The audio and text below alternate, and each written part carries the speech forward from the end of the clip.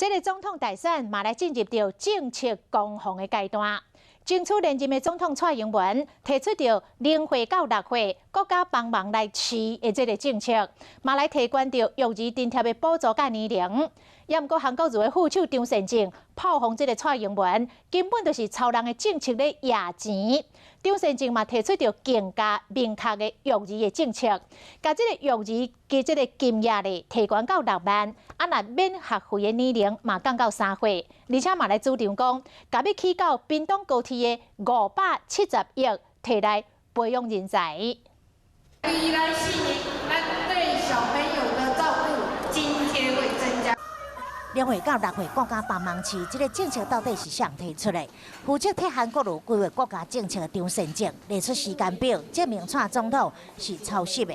抄袭人家的政策，然后赶快撒币，这是100分。他说。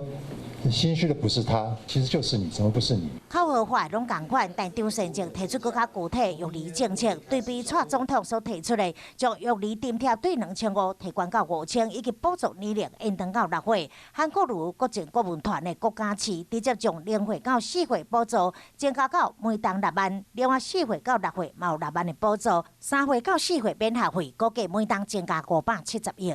明年，520，韩总统上任的时候，我们开始实施这项政策。我们用570亿搭建人才高铁。